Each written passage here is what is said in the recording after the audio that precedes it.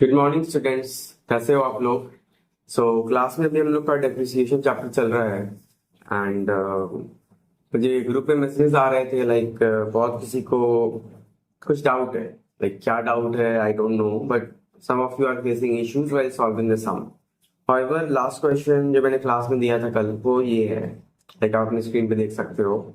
तो इस क्वेश्चन में क्या है ना कि मल्टीपल एसेट्स का बात हो रहा है। सिंपल वाला क्वेश्चन आप लोग सभी से बन जाता है, लेकिन आप लोग कुछ स्टूडेंट्स लोग को इशू हो रहा है जहाँ पे कि मल्टीपल एसेट्स परचेज होता है, डेप्रिसिएशन लगता है, और फिर उसके डेप्रिसिएटेड वैल्यू पे जब उसको बाद में सेल किया जाता है तो प्रॉफिट हो रहा है या लॉस हो रहा है। तो ये इश्यू मैंने कुछ लोगों में ऑब्जर्व किया है। एंड ऑब्वियसली कल 6th है, लाइक आज 5 सितंबर है, कल 6th है और आप लोगों का अकाउंट्स का टेस्ट भी है। सो आई जस्ट डोंट वांट कि कुछ डाउट्स के कारण आप लोगों का टेस्ट में नंबर खराब हो, इसलिए I am making this video so that, और ये मैं स्कूल के ऐप पे अपलोड कर दूंगा। So without taking much of your time, in next 10 to 15 minutes I'll try to complete this chapter. I'll try to completely revise this chapter for you all. So जिस भी part में इसमें आपको doubt है, please try to focus on that and try to get maximum out of it. तो सबसे पहले, like as we all know, topic we are studying is depreciation.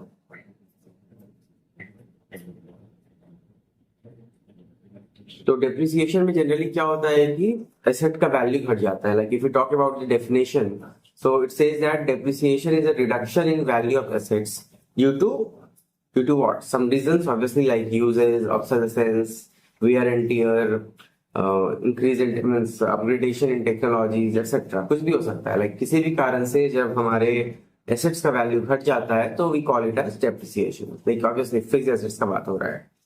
तो अब आप इसको ऐसे समझ सकते हो, लाइक अगर आप एक कार खरीदते हो, the car cost 5 lakh rupees to you, और मान लो आप उसको यूज करो ना करो, शोरूम से कार निकल गई, आपके घर पहुंच गई, गाड़ी आपके नाम पे रजिस्टर हो गई। अब आप 1 महीने बाद उसको बेचोगे तो क्या आपको सेम प्राइस मिलेगा? बिल्कुल नहीं मिलेगा। लाइक शोरूम प्राइस तो बिल्कुल भी नहीं मिलेगा, उससे कम प्राइस मिलेगा। तो क्यों हो रहा है ये? लाइक इन जस्ट 1 मंथ क्यों दाम घट गया? क्योंकि उस कार में एक टैग लग गया सेकेंड हैंड का। तो उसी तरह से अकाउंटिंग में भी जब हम डिफरेंट एसेट से डील करते हैं तो हर साल, like after every accounting year, क्या होता है कि उस एसेट का वैल्यू डेप्रिसिएट करता चला जाता है, चाहे वो आपका मशीनरी हो, फर्नीचर हो, या कोई भी एसेट्स। तो इसको हम लोग कैसे प्रेजेंट करते हैं या कैसे हम लोग एसेट के डेप्रिसिएशन का अकाउंटिंग करते हैं, ये हमारा मेन कंसर्न इस टॉपिक पे। तो एज ऑफ नाउ हमारे सिलेबस में 2 टॉपिक है, methods of charging depreciation. So as of now, our syllabus में we have 2 topics. The first one is straight line method, इसको हम लोग SLM भी बोलते हैं। दूसरा है WDV, मतलब written down value method.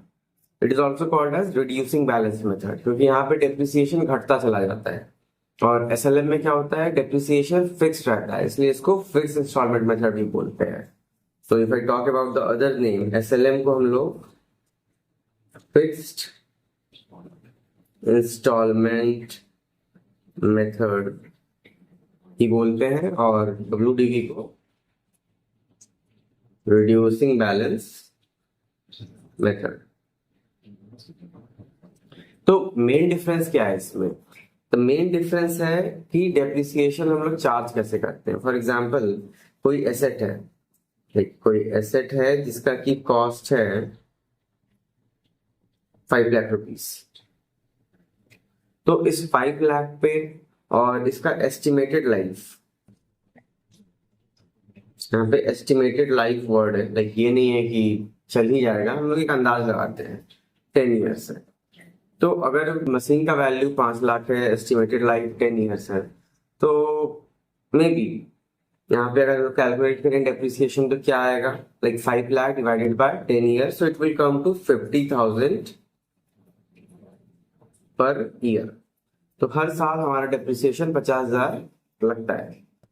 तो इसको हम इन अदर वर्ड ये भी तो बोल सकते हैं ना कि अगर हम इस पर डेप्रिसिएशन चार्ज कर रहे हैं eight the rate 10% per annum, तो अगर 10% पर एनम से चार्ज कर रहे हैं depreciation, like we can say depreciation is charge at the rate 10% per annum, तो क्या होगा, still we get the same amount of 50,000।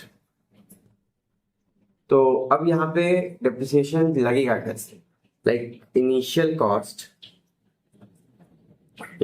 Cost of asset है मेरा 5 लाख रुपीज।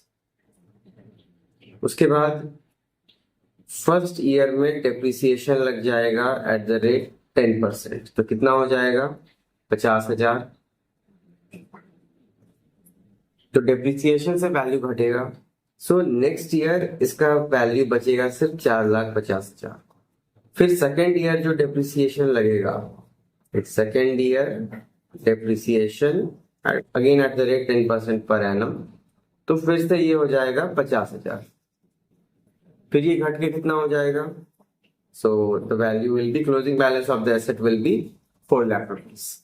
उसके बाद फिर क्या है, फिर थर्ड ईयर में आएंगे, तो थर्ड ईयर में फिर से डेप्रिसिएशन लग जाएगा eight the rate 10% per annum, तो फिर से 50,000। तो अब इस तरह से 3,50,000 हो गया। तो ये चलता रहेगा till the life of assets, या जब तक कि हम लोग एसेट को रिप्लेस ना करते, फर्स्ट थिंग। तो ये हो गया आपका स्ट्रेट लाइन मेथड। WDV में क्या होता है ना कि एसेट का प्राइस चलो सेम ले लेते हैं 5 लाख और 10% depreciation, like depreciation eight the rate 10% per annum, और यहाँ पे WDV या रिड्यूसिंग बैलेंस मेथड फॉलो कर रहे हैं। तो अब यहाँ पे क्या हो जाएगा, फर्स्ट ईयर में डेप्रिसिएशन हो जाएगा, फर्स्ट ईयर डेप्रिसिएशन 5 लाख का 10%, 5 लाख का 10% इज इक्वल टू 50,000। तो सेकेंड ईयर का अब इस एसेट का वैल्यू कितना बचेगा, सेकेंड ईयर में ये एसेट हो जाएगा 4,50,000 का, यहाँ तक कोई दिक्कत नहीं है। और अब SLM में क्या हो रहा था कि हर साल 50-50 बिकता, लेकिन अब यहाँ पे सेकेंड ईयर में जो डेप्रिसिएशन लगेगा रिड्यूसिंग बैलेंस मेथड से, वो क्या हो जाएगा 10% ऑफ 5 लाख नहीं, 10% of this 4.5 lakh, so that will come to 45,000 only. तो अब जो बैलेंस बचेगा वो कितना हो जाएगा 4,05,000। उसी तरह से अब इस 4,05,000 पे थर्ड ईयर में डेप्रिसिएशन लगेगा, तो थर्ड ईयर का डेप्रिसिएशन कितना हो जाएगा, again 10% of 4,05,000, so it will be 40,500, मतलब 40,500 होगी। तो फोर्थ ईयर में अब क्या होगा, इसका बुक वैल्यू रह जाएगा, तो 500 में 500 हो गया, उसके बाद 5 की जगह यहाँ पे 4 आ गया, फिर यहाँ पे 6 और ये 3 बचा, तो 3,64,500 will be the book value in the fourth year. और जबकि अगर हम यहाँ पे देखें तो फोर्थ ईयर में क्या हो रहा था, हमारा बुक वैल्यू बच रहा था 3,50,000, तो 3,64,500 by reducing balance and 3,50,000 by straight line method. तो यही मेनली डिफरेंस है दोनों के अकाउंटिंग ट्रीटमेंट में, और इसी को हम लोग को प्रेजेंट करना है in the masonry account. Like अभी प्रोविजन फॉर डेप्रिसिएशन वाला पार्ट हम लोग अभी नहीं देखे हैं क्लास में, so that's a different thing, हम लोग क्लास में देख लेंगे। अभी तक हमने इतना किया है, तो इसमें आई डोंट थिंक आपको कोई डाउट होना चाहिए। नाउ और इसमें हम लोग एक चीज और कर लेते हैं, लाइक सपोज करो कि ये दो अलग अलग मैसनरी है, ऑब्वियसली दोनों का प्राइस सेम है। यहाँ पे after the second year, like हाँ, तो सेकेंड ईयर में हमारा बुक वैल्यू कितना बचा था, 4 lakh by straight line method and 4,05,000 by written down value method, ठीक है। तो whichever method you follow, for example अभी हम लोग ले लेते हैं स्ट्रेट लाइन मेथड का एग्जाम्पल। तो एग्जाम्पल ऑफ SLM मेथड यहाँ पे कहता है कि आफ्टर सेकेंड ईयर, मान लो कि डेट भी दे देता है, लाइक फाइनेंशियल ईयर हमारा क्या होता है, फाइनेंशियल ईयर का हमारा डेट होता है 1 अप्रैल 2024। एक डेट हम लोग ले लेते हैं ताकि समझने में इजी हो, टू 31 मार्च 2025, ठीक है।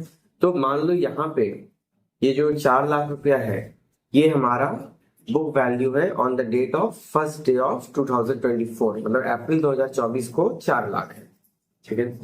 तो अप्रैल 2024 को हमारा एसेट का बुक वैल्यू है 4 लाख। ठीक है। अब जो है यहाँ पे मान लो 6 महीना का हम लोग डिफरेंस ले लेते हैं। सो अप्रैल, मई, जून, जुलाई, अगस्त, सितंबर। तो सितंबर यानी कि 30 अक्टूबर को, लाइक 30 अक्टूबर को 2024 को यहाँ पे क्या होता है ना कि इस एसेट को हम लोग 4 लाख में बेच देते हैं, like we sell it for 4 lakh rupees. तो अब क्या लग रहा है हमें कि प्रॉफिट हुआ या लॉस हुआ? तो बहुत लोग बोलोगे कि नहीं, 4 लाख बुक वैल्यू था, 4 लाख में बेच दिए तो ठीक है, no profit no loss. But ऐसा नहीं है। लाइक आप हर जगह देख रहे हो कि यहाँ पे जो डेप्रिसिएशन लग रहा है 10% पर एनम। जहां पे भी मैंने डेप्रिसिएशन का रेट लिखा है 10% पर एनम। जब भी पर एनम रहता है तो हर महीने के हिसाब से या हर दिन के हिसाब से इंटरेस्ट को कैलकुलेट किया जाता है या डेप्रिसिएशन को कैलकुलेट किया जाता है। तो अब यहाँ पे 1 अप्रैल से 30 अक्टूबर तक, सॉरी 30 सितंबर तक, 30 सितंबर ही कर देता हूँ उसे, या 30 सितंबर है तो इसको हम लोग 1 अक्टूबर भी लिख सकते हैं। तो यहां तक कितना हो गया? 6 महीना इस साल में, इन दिस करंट ईयर अभी क्या हो रहा है कि 6 महीने ये मशीन यूज हुआ है, ये एसेट यूज हुआ है। तो इस साल अभी क्या हो रहा है कि ये एसेट हमारा 6 मंथ यूज हो रहा है। तो क्योंकि 6 मंथ यूज हो रहा है तो स्ट्रेट लाइन मेथड के अकॉर्डिंग 50,000 का इस पे डेप्रिसिएशन लगना चाहिए, लेकिन एसेट हमारा सिर्फ 6 मंथ यूज हो रहा है। तो एक्चुअल में कितना डेप्रिसिएट होगा इस साल हमारा एसेट? तो एक्चुअल में हो जाएगा 50,000 इंटू 6 मंथ बाय 12 मंथ, मतलब कि 25,000। तो इस साल हम लोग सिर्फ 25,000 डेप्रिसिएशन चार्ज करेंगे टिल 30 सितंबर, क्योंकि 1 अक्टूबर को तो हम लोग सेल कर दे रहे हैं। तो अब as of 1 October, like as on 1 October क्या हो रहा है कि हमारा एसेट बिक रहा है 4 लाख में, और बुक वैल्यू क्या है हमारे एसेट का? 4 लाख माइनस 50,000 नहीं है, सिर्फ 4 लाख नहीं है, बल्कि 4 लाख माइनस 25,000 है, 4 लाख माइनस 25,000, तो दैट इज 3,75,000। ठीक है। तो ये हमारा बुक वैल्यू है। तो अब मान लो ये 3,75,000 का एसेट है, जिसको कि हमने 1 अक्टूबर को सेल कर दिया एट 3,60,000। ठीक है। तो 3,60,000 पे हमने सेल किया तो इतना हमारे पास कैश आएगा, but 3,75,000 is the book value of this asset. तो क्या हो रहा है? प्रॉफिट हो रहा है, लॉस हो रहा है, या डेप्रिसिएशन है तो ऐसे ही छोड़ देंगे? तो अल्टीमेटली आपका बुक वैल्यू है 3.75 लाख, और आप सेल कर रहे हो इसको मार्केट प्राइस पे, दैट इज 3.60 लाख। तो आपको 15,000 रुपए का लॉस हो रहा है। So we are incurring a loss of 15,000 rupees. ठीक है। तो ये बेसिकली कंसेप्ट था आपका। अब यहाँ पे हम लोग जर्नल एंट्री का कोई बात नहीं कर रहे हैं, जो भी चीज हम लोग अभी ऐसे यहाँ पे रफली किए हैं इसी को हम लोग को बनाना है एक प्रॉपर मैसनरी अकाउंट की हेल्प से। तो अब इस क्वेश्चन को भी हम लोग कर सकते हैं, और जो मैंने होमवर्क दिया था उसे भी कर सकते हैं। तो चलो पहले होमवर्क वाला पार्ट ही कर लेते हैं। इसको चलो नीचे ले आते हैं।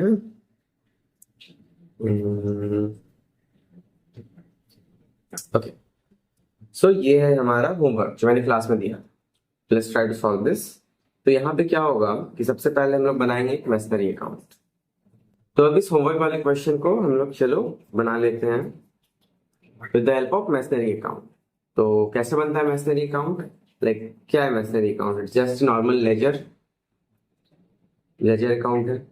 तो ऐसा इसका फॉर्मेट हो गया, ये हो गया अमाउंट कॉलम, ये भी हो गया अमाउंट कॉलम, इधर हो गया आपका डेट का कॉलम। तो ऐसे ही ये बनेगा। तो ऑब्वियसली मैं यहाँ पे वो जेएफ का कॉलम नहीं डाल रहा हूँ। हाउएवर ये हो गया डेट,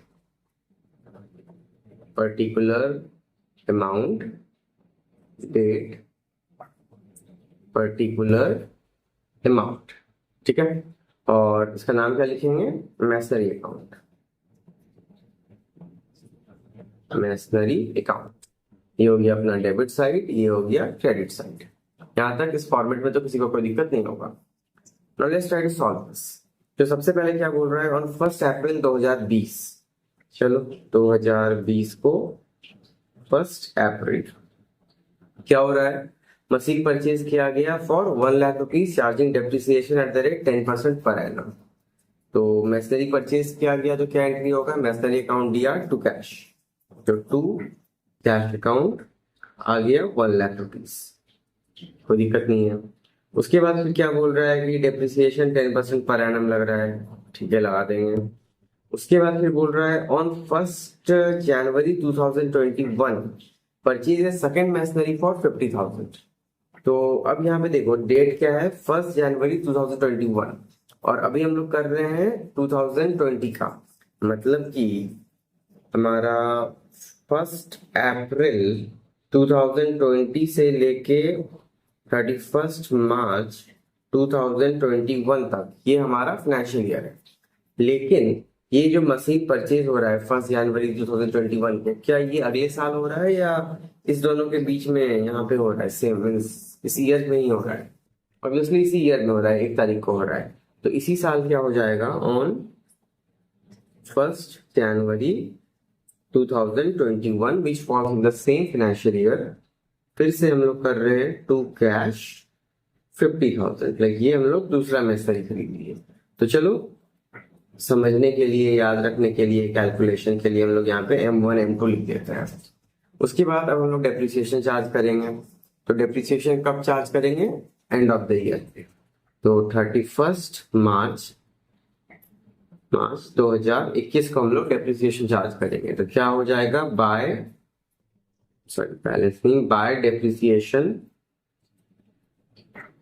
डेप्रिसिएशन काउंट कितना हो जाएगा, इसको भी अलग अलग दिखा देते हैं, M1 और M2। तो M1 का तो पूरे साल का डेप्रिसिएशन लगेगा, लाइक 1 लाख का 10%, तो इट विल बी 10,000। और M2 का ये इसका कितना डेप्रिसिएशन लगेगा, सिर्फ 3 महीने का, क्योंकि ये जनवरी फरवरी मार्च बस 3 महीने यूज हुआ है। तो 50,000 का 10% इज 5,000 और 5,000 का depreciation only for 3 months means 3/12 that is 1/4। तो 5,000 इंटू 1/4 करेंगे तो कितना हो जाएगा, 1250। सो टोटल डेप्रिसिएशन जो यहाँ पे लगेगा वो कितना हो जाएगा, 11,250।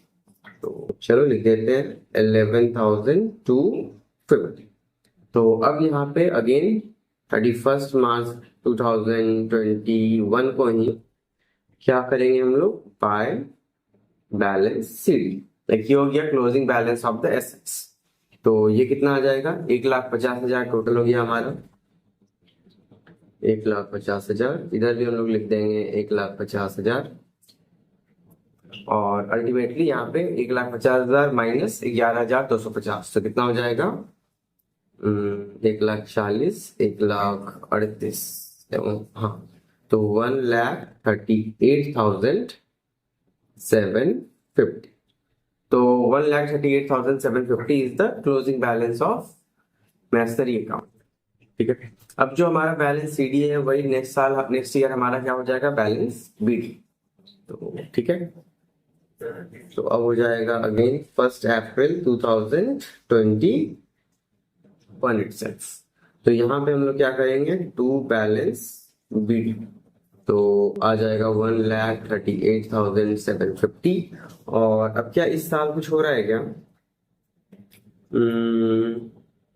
Finally sold first machinery on 1 अक्टूबर 2023। अच्छा अभी 23 में बेच रहा है, लाइक अभी कौन सा ईयर चल रहा है, अभी 21 ही चल रहा है। तो अभी तो कुछ नहीं, मतलब अब 21 22 में कुछ नहीं होगा, जो होगा 23 में होगा। तो टिल देन हम लोग क्या करते हैं, मतलब लेते हैं अकाउंट। तो टू बैलेंस बीडी इतना हो गया, और बाय अब हम लोग सीधा सीधी डेप्रिसिएशन लगाएंगे 31 मार्च 22 को। तो अगेन हम लोग यहाँ पे M1 M2 अलग अलग शो कर सकते हैं, हाउएवर क्यों कॉम्प्लिकेटेड करें, चलो अभी बस कर लेते हैं। तो अब यहाँ पे दोनों मशीन का पूरे साल का डेप्रिसिएशन लगेगा, तो कितना लग जाएगा, 1,00,000 और 50,000 का 10%, मतलब 1,50,000 का 10%, सो इट विल बी 15,000। तो फिर यहाँ पे आ जाएगा बाय बैलेंस CD। तो 1,38,750 में 15,000 और बता देंगे, तो अब कितना हो जाएगा, like the total will be 1,38,750 में घट गया, सॉरी 138,750 में 15, तो 128 हो गया, और 128 में और 5 मतलब 123,750 इज द क्लोजिंग बैलेंस। तो 1,23,750, ठीक है। उसके बाद अब फिर जो है इसको फर्दर कंटिन्यू करते हैं हम लोग। तो चलो यहाँ पे थोड़ा सा छोटा कॉलम बन गया था, ऐसे करके। ओके, तो अब यहाँ पे क्या हो रहा है, ये हो गया 31 मार्च 22। तो इस साल कुछ नहीं हुआ। अब यहाँ पे बोल रहा है नेक्स्ट ईयर, तो 1 अप्रैल 22, इस दिन क्या होगा, अगेन टू बैलेंस BD आ जाएगा। लाइक जो क्लोजिंग बैलेंस था प्रीवियस ईयर का, वही अगले साल का ओपनिंग बैलेंस। सो 1,23,750, और इस पे अब फिर से डेप्रिसिएशन लगेगा। और मशीनरी कब सेल हो रहा है, 1 अक्टूबर 2023 को। अच्छा, तो अभी भी नहीं, अगले साल। तो इस पे फिर से डेप्रिसिएशन लगा देंगे, बाय डेप्रिसिएशन अकाउंट, फिर से 15,000। तो ठीक है, घटा देते हैं। तो अगेन बाय बैलेंस CD, तो यहाँ का टोटल हो गया 1,23,750, इधर भी हो जाएगा 1,23,750 में अब 15 घट जाएगा, तो 13 मीन्स 1,13,000 हो गया, और 5 और घट गया, तो मतलब 1,08,750। तो 1,08,750, तो ये 1,08,750 क्या हो गया हमारा closing balance of the third year, ठीक है। अब यहाँ पे फाइनली वो साल आ गया जबकि हमारा मशीन सेल होगा, और इस साल तक का हमें अकाउंट शो करना है। तो okay, so just a minute.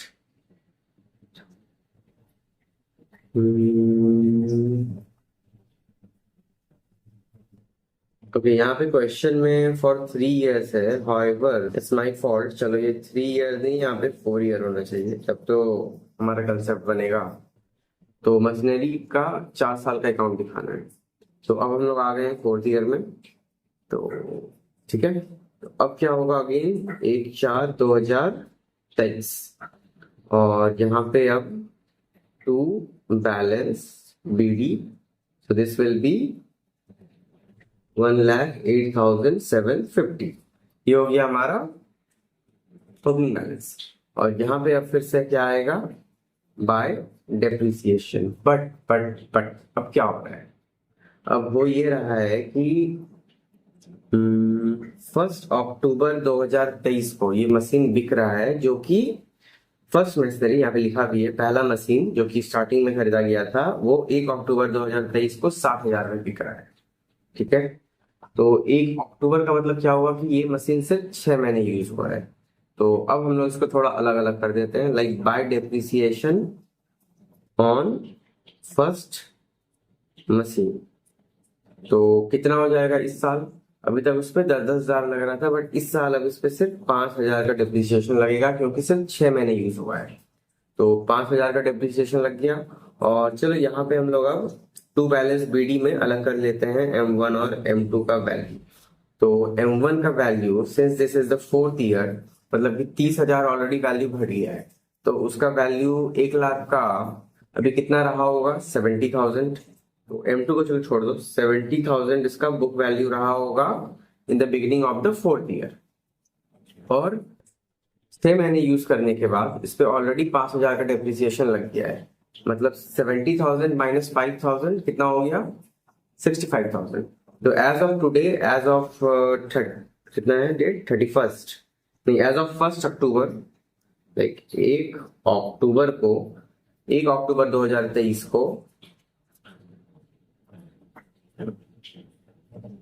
1 अक्टूबर 2023 को मशीनरी 1 का वैल्यू है 65,000, लाइक बुक वैल्यू इज 65,000, और एक्चुअली हम लोग उसको सेल कर रहे हैं कितना में, 60,000 में।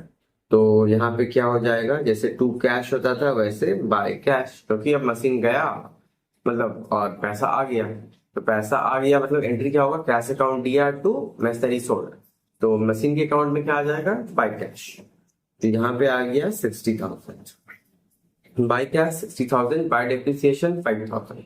तो अब बुक वैल्यू है 70 और 65 ही आ रहा है, तो क्या हम लोग यहाँ पे लिख सकते हैं बाय प्रॉफिट मीन्स पीएल क्या है लिखना, मीन्स बाय लॉस ही लिख देते हैं directly, by loss on sale of masonry 1 कितना हो गया, 5,000 रुपया। तो ये पूरा पूरी हमारा लॉस 5,000 आ गया, ठीक है। तो अब मशीन 1 हमारे बुक से खत्म हो चुका है, तो अब क्या होगा मशीन 2 का। तो मशीन 2 का बुक वैल्यू कितना है, तो यहाँ पे अब हम लोग देख लेते हैं, लाइक मैसनरी 2 का बुक वैल्यू कितना हो जाएगा, लाइक 1,08,750 ओपनिंग बैलेंस है, जिसमें से कि 70,000 मशीन 1 का है। तो मशीन 2 का ऑब्वियसली 38,750 रहा होगा। और इसमें से अब ये तो पूरा साल यूज हो रहा है, तो फिर से बाय डेप्रिसिएशन, अब यहाँ पे हम लोग डेट दे देंगे 31 मार्च 2024 का, ठीक है। तो यहाँ पे हो जाएगा ये पूरा 5,000 डेप्रिसिएशन लग जाएगा 10% से। तो अब जो फाइनली हमारा बैलेंस आएगा वो क्या आएगा, closing balance of the second masonry only. तो चलिए फिलहाल टोटल कर लेते हैं, तो क्या हो गया 1,08,750, मतलब ये 38,750 एक्चुअली ये अंदर में मुझे दिखाना था, सॉरी मैंने यहाँ लिख दिया। तो अब यहाँ पे इतना हो गया 1,08,750 और 1,08,750 दोनों साइड लिख दिए। तो अब यहाँ पे बाय बैलेंस सीडी, एक closing balance at the end of 4th year, ये क्या आ जाएगा, ये आ जाएगा आपका 60,000 पैसा आ गया, 5,000 मशीन 1 पे डेप्रिसिएशन लग गया, 5,000 का लॉस हो गया और 5,000 का डेप्रिसिएशन ऑन M2 पे भी लग गया। कितना हो गया 60, 70, 75 और 75 माइनस मतलब 1,08,750 में माइनस करेंगे 75, तो आंसर विल बी 25 और 8 मतलब 33,750। तो 4 साल के बाद मतलब ऑब्वियसली लेट खरीदा था ना मशीन 1 मशीन 2, तो पहले साल कम डेप्रिसिएशन लगा और अभी at the end of 4th year अब जो है मशीन 2 का बुक वैल्यू हो रहा है 33,750। तो यही हमारा कंसेप्ट था मैसनरी अकाउंट का। तो मान लो अब यहाँ पे क्या हुआ कि ये मशीन 1 का मैं बात कर रहा हूँ, ये जो सेल हुआ ये हुआ 60,000 पे, जबकि बुक वैल्यू था 65,000। तो सेल हुआ 60,000 में और बुक वैल्यू था 65,000, तो लॉस हो गया हमें 5,000 का। यही अगर 60,000 की जगह 70 में बिकता तो क्या होता, प्रॉफिट होता। तो अगर प्रॉफिट होता तो जैसे कि यहाँ पे by loss on sale of M1 यहाँ पे लिखे है ना, तो यहाँ पे क्या हो जाता है to gain on sale of machinery या gain on sale of machinery M1 करके 5,000 इधर आ जाता। तो depending on the questions profit या लॉस बैलेंस तो अपने आप ही एडजस्ट हो जाता है। तो इतना ही मैंने अभी तक बताया है क्लास में, एंड ऑब्वियसली ये होमवर्क जो था आपका, लाइक ये आपका मोर देन 1 एसेट्स था, एक साथ 2 एसेट को मेंटेन कर रहे हैं हम लोग एक मैसनरी अकाउंट में।